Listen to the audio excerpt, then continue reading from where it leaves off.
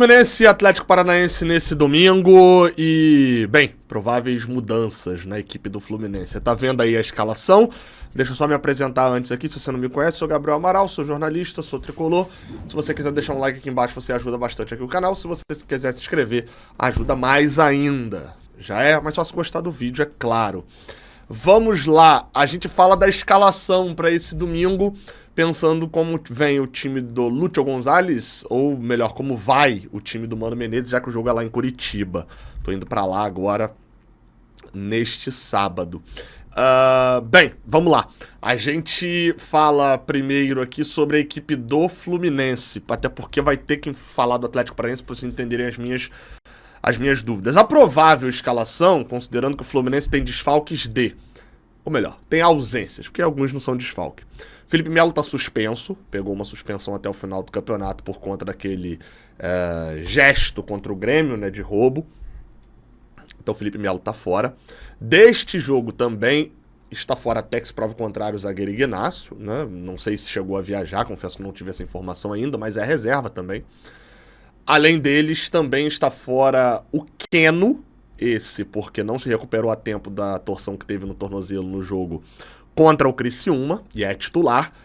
E o Marquinhos, que é reserva, chegou a entrar contra o Criciúma, que como não vai renovar o contrato com o Fluminense, né, ele tá por empréstimo do Arsenal, já foi liberado, já até se despediu da galera no vestiário. Então o Marquinhos também não vai. Então esses são os que não vão. Além de outro, que é o John Kennedy. Tá com uma lesão muscular, já não vinha sendo relacionado, mas tá com uma lesão muscular. Então é outro também que tá fora da conta.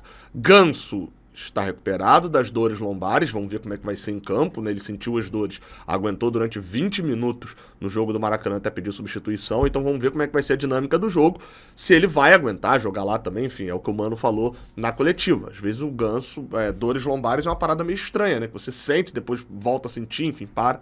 Então o Ganso vai estar disponível. A provável escalação do Fluminense, eu diria que é a escalação que ninguém ficaria surpreso se for escalar dessa daí que tá na tela, tá? A gente não sabe do Guga também. O Guga tinha ficado fora do último jogo, a gente não sabe se voltou, ele tava com um quadro de virose.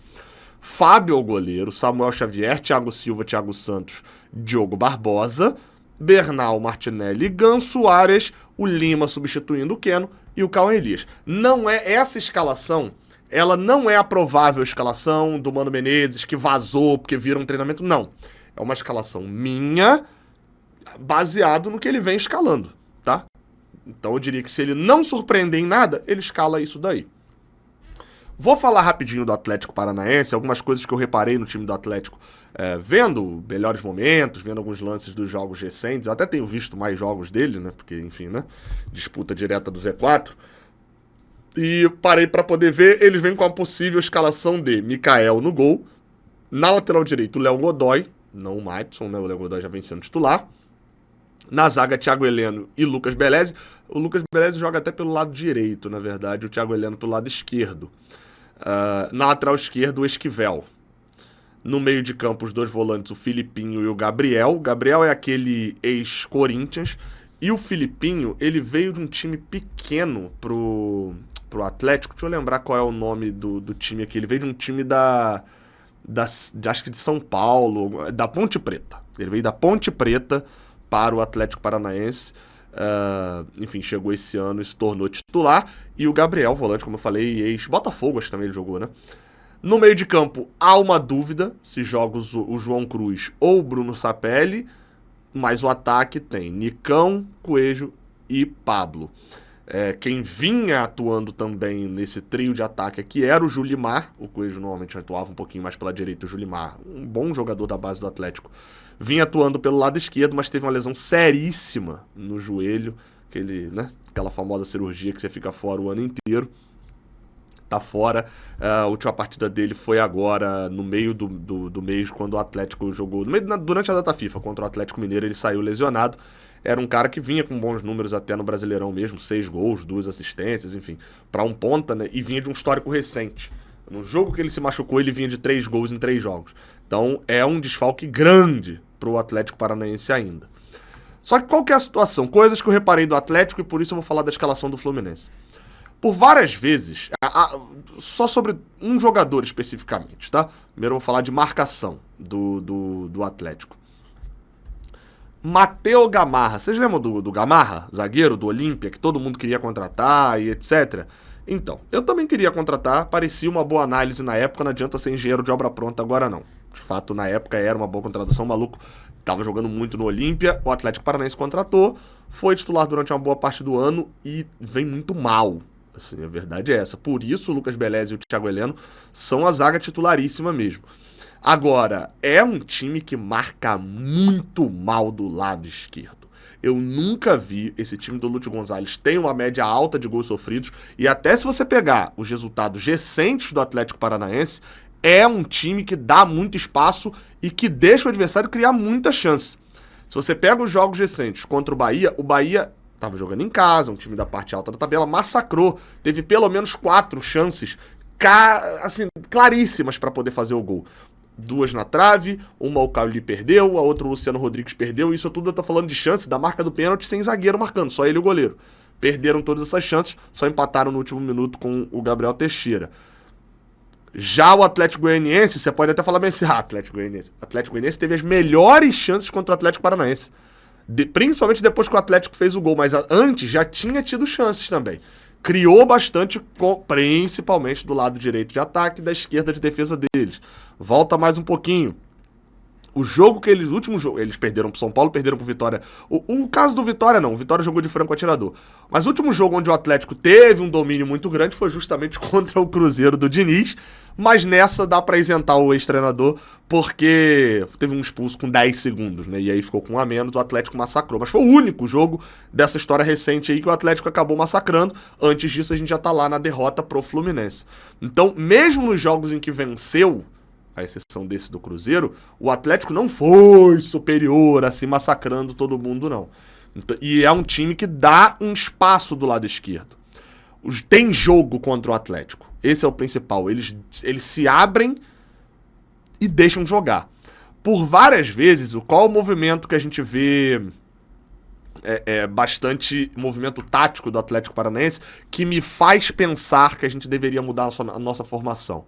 O Esquivel adianta, o Léo Godoy adianta. Vou botar o João Cruz aqui, tá? Que é mais provável. O João Cruz adianta para a última linha e o Atlético faz uma espécie de 2-4-4 com a bola. E aí o que acontece? Aqui, ó. Se o Fluminense der mole na marcação e os volantes se adiantarem demais e os pontas ficariam marcando os laterais aqui, o problema é que fica no mano a mano 4 contra 4 aqui atrás. Se os volantes do Fluminense moscarem na parada, saindo para dar combate lá na frente nos volantes do Atlético, tanto o Gabriel quanto o Filipinho, principalmente o Filipinho, tem um bom lançamento. E aí acontece o que a gente viu contra o Fortaleza, quando a gente jogou com um volante só.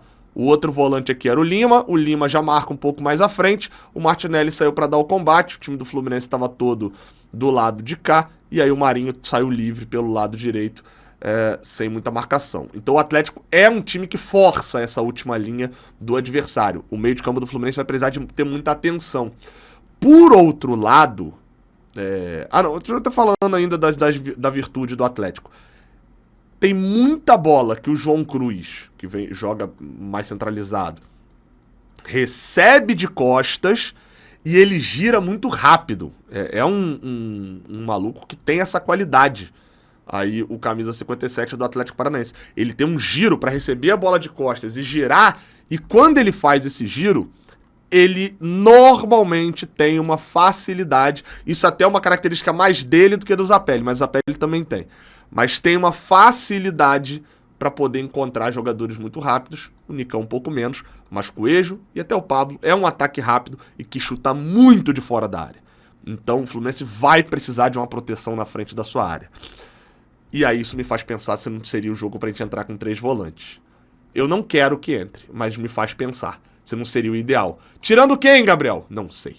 Não sei, porque eu quero Lima titular, não acho que Arias e Ganso deveriam sair, e obviamente Martinelli e Bernal também não, porque são 2 dos que eu quero 3 volantes, não vou tirar um volante. E não faz sentido tirar um centroavante. Não sei se o Lima cumprindo essa função, de repente, o Lima um pouquinho mais atrás, a gente sem o ponta esquerda, com o Diogo Barbosa tendo que avançar bastante, pode ser. A gente jogando meio que torto, assim, né? querendo atacar mais pelo lado direito. Era algo que, inclusive, aconteceu na última partida, né? Aquele lance do John Arias recebendo... O John Arias, em vários momentos, até viralizou um vídeo do John Arias não voltando pra marcar. Acho que é problemático, mas pareceu ter uma instrução ali também de que não era pro John Arias voltar tanto, porque o contra-ataque era pelo lado esquerdo do Criciúma, onde o Marcelo Hermes marcava mal. E o do Atlético Paranaense marca muito mal o setor pelo lado esquerdo deles. O Esquivel, num contra um, eu confesso que não vi muitos lances, mas de ocupação de espaço, por várias vezes o ponta puxava a marcação pro meio e o lateral tinha espaço para ir no fundo para fazer o cruzamento. Vamos ver quanto o Samuel Xavier vai participar disso, sabendo que a melhor arma do Atlético Paranaense, que é o Coelho, está justamente nas costas dele. Pra poder passar para um outro pontinho aqui pra gente fechar, tá? Olho no Coelho, né, principalmente, é a maior arma do Atlético hoje. Tem 2 detalhes sobre esse Atlético Paranaense. Primeiro, ainda falando sobre os 3 volantes. O Gabriel e o Filipinho, sabe aquilo que eu falei do Martinelli e o Bernal saírem lá pra dar o combate e ficar o espaço? O Atlético faz muito isso. Tá? Sai para pressionar, principalmente em casa por conta da grama sintética, sai para tentar abafar o time adversário e numa dessas, se a gente ganhar o meio de campo, tiver alternativas no meio de campo, a gente vai ter condições de escapar num 3 contra 3, 4 contra 4, ou até mesmo tocando a bola, chegar em condições de chutar de média distância com pouca gente na frente. É uma possibilidade, eu vi muitos times fazendo isso, atraindo a marcação do Atlético, correndo um certo risco, mas tendo mais gente no meio de campo, facilitando ter uma dobra, eles tentando fazer uma dobra e o Fluminense não cair nessa dobra, um passe vertical, achando gente tranquila na frente da área do Atlético, sem muita marcação. Até porque o Beleza até é um pouco mais, mas o Thiago Heleno não é um zagueiro rápido. E a outra coisa... Cadê? Aqui. O Atlético é um time que cai muito nas substituições, tá? Esses atacantes forte, rápido, que eles têm, chamado Emerson, até entrou contra a gente no Maracanã, me impressionou, porte físico bom do maluco. O maluco corre, altão, mas tem velocidade, tem explosão. Dito isso, bola mesmo, perdeu um gol na cara contra o Fluminense, perdeu um gol na cara contra o Atlético Goianiense. É um jogador que não tem esse poder de finalização todo não, já cai o nível. O próprio Zapelli não vem jogando essa bola toda. Alguns outros jogadores que vão entrando no segundo tempo, como eu citei, o Matheus Gamarra não é um jogador que entra no segundo tempo, mas que normalmente quando você olha para o Atlético Paranaense, pro banco, o banco não tá agradando tanto. Basta ver, inclusive, que, né, estamos falando aqui de um time que tá brigando para não cair. Estranho seria se todo mundo tivesse jogando muito. E aí nessa questão de segundo tempo, vale acrescentar aqui das substituições. É aonde pode se dar muito bem os moleques do Fluminense. Porque o Fluminense tá indo com 3 atacantes, de certa maneira, que são jovens e que podem se aproveitar disso. Tanto o João Neto, que é centroavante, já fez gol na Arena da Baixada, inclusive, quanto o Isaac, o Riquelme e o Felipe, que jogam um passinho mais atrás, né? Pela ponta ou até pelo meio, enfim. Quando você é a categoria de base, você acaba fazendo algumas funções ali também, que podem entrar no segundo tempo, pegando uma defesa já um pouco mais cansada, pegando um time já um pouco mais desorganizado. E aí, meu amigo, qualidade os malucos já provaram que tem. Então pode acabar sendo uma alternativa também. De, por exemplo, o Mano Menezes, aí eu não sei se é o ideal não, tá? Mas tentar meter o jogo contra o Internacional e tal, de segurar o placar e atacar só no segundo tempo. Acho que é uma ideia meio maluca. Mas voltando para nosso mapa tático, escalação que eu iria. Eu falei, eu até gostaria de ver 3 volantes, mas não vejo hipótese do Mano tirar o Lima e se tirar o Martinelli ou o Bernal, o Vitor Hugo vai ter que jogar, né? Porque não adiantaria só colocar o Nonato ou o Wallace Davi, que seria outra opção, e meter um moleque de titular, de volante numa fogueira dessa. Enfim, pode ser até que resolva, né? O maluco parece jogar bem. Mas eu não sei quem tirar, né?